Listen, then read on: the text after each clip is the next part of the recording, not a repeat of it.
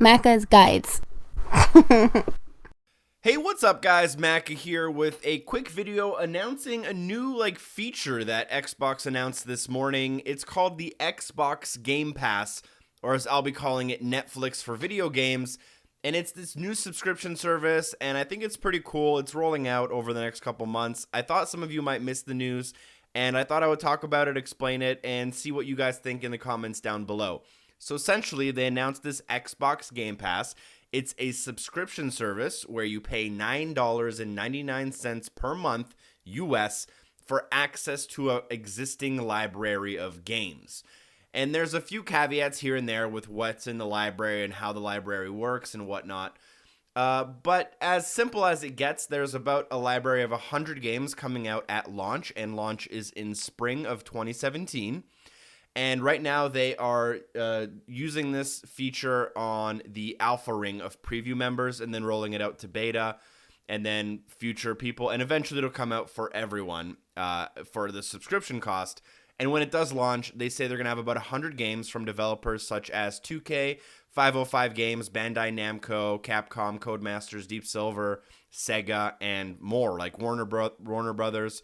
And they say they're going to have games like Halo 5, Payday 2, NBA 2K16, Saints Row 4, Mad Max. There's a whole bunch of stuff here, even Gears of War Ultimate Edition, the remaster. And yeah, so this is a pretty cool thing. I think Xbox has been making its way towards a games as a service, whatever that means to you. Essentially, games as a service is more like Spotify is music as a service, whereas the old school buying CDs or buying MP3s, that's the old way of games, music. And I think games is making its way to that, where you're going to subscribe, kind of like Netflix. You're going to have this large library of games, and you'll be able to play anything you want, whenever you want, as long as you download it. I think whichever way you look at it, though, it's a cool new feature that is going to do a lot of good for a lot of people. Myself, as a hardcore gamer, I don't know if it's going to be for me. For a lot of you people watching who consider yourselves hardcore gamers, it probably won't be for you because you care about playing the newest, latest, and greatest game. And this service is offering you something different. It's offering you the ability to have a large library of games at a monthly cost. And if you decide at any point that you no longer really like to game or you don't game as much, you can cancel that subscription and go back to it. It's also going to be really good for parents who have kids that want to play a lot of games, but their parents don't want to buy all those games, because sometimes people have short attention spans, especially when they're not hardcore into the gaming scene. And it's hard to drop $20, $30, $40 on a game when you only game 10 hours per week or 20 hours per month. Whereas for this, it's a lot more reasonable to drop that kind of money and have this expendable games library at your fingertips at all times. Another really quick note that I wanted to make about the service is that they're going to add in new games every month, but they're also going to take away some games every month. They're going to cycle in and cycle out games. And that's interesting to me because it's going to also be a way for developers to kind of advertise and give away demos for free, but to people who have to pay for them. So I envision this to be very popular with online games like Overwatch or Rainbow Six.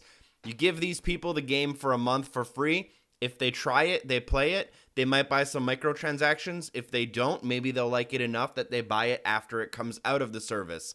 It becomes a little bit like a demo, but at the same time, it's servicing a crowd that's paying for free games, and that's what you're giving them. So I think it's a win-win for everyone. It is important to note that some games won't be in the service forever once they're added, though. So like I said, realistically, this isn't really made for someone like me. I have no interest in playing any of these games that are over a year old because I am a hardcore gamer and I like playing the newest, latest, and greatest.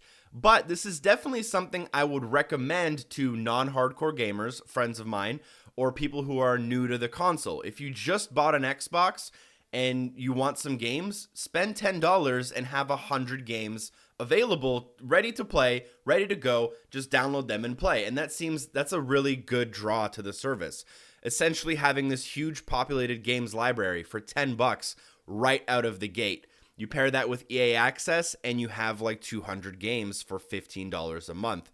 Not bad, but it's definitely games as a service, making you pay monthly instead of just buying a straight transaction of a game.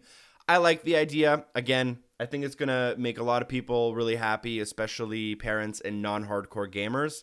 And it's cool that they're doing something like this. I wouldn't be surprised to see something, from the competitors very similar to this coming in the future. I think this is the way gaming has been moving for a very long time, and it's not really much of a surprise to me, but it's nice to see that they decided to go with it. And its success depends on the quantity of decent games. Everyone has a different definition of what that means. What is a decent game?